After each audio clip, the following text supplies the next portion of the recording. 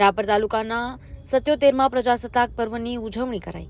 ઉમિયા ગામે મામલતદાર શ્રીના હસ્તે તિરંગો લહેરાવાયો।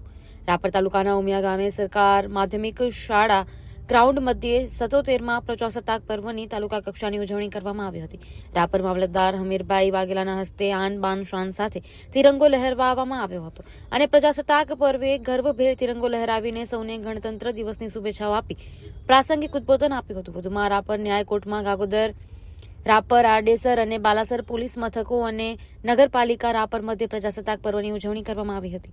રાપર નગરપાલિકા મધ્યે પ્રમુખ ચાંદભાઈ ઠક્કરના હસ્તે તિરંગો લહેરાવવામાં આવ્યો હતો અને અનેક મહાનુભાવોએ તિરંગાને સલામી આપી હતી। તો નગરમાં અનેક ઠેકાણે રાષ્ટ્રીય પર્વની ઉજવણી કરાઈ હતી અને ધ્વજવંદન પણ કરવામાં આવ્યું હતું। વહેલી સવારથી જ દેશભક્તિના નારાઓ અને ગીતોથી તેઓ ગુંજી ઉઠ્યું હતું।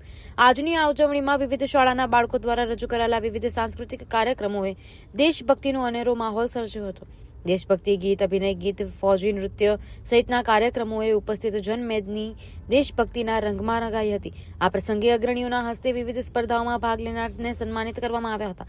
આ પ્રસંગે કેમ્પસ મધ્યે વૃક્ષારોપણ કરવામાં આવ્યું હતું। આ તકે દેશભક્તિના રંગથી રંગાયેલા વાગડના દેશપ્રેમી પ્રજાજનો, નાયબ મામલતદાર, મહેસૂલ પીડી, કોરાટ સહિત સામાજિક અને રાજકીય આગેવાનો સહિત બહોળી સંખ્યામાં લોકો ઉપસ્થિત રહ્યા હતા। કાર્યક્રમ સવારે 9:05 યોજાયો હતો।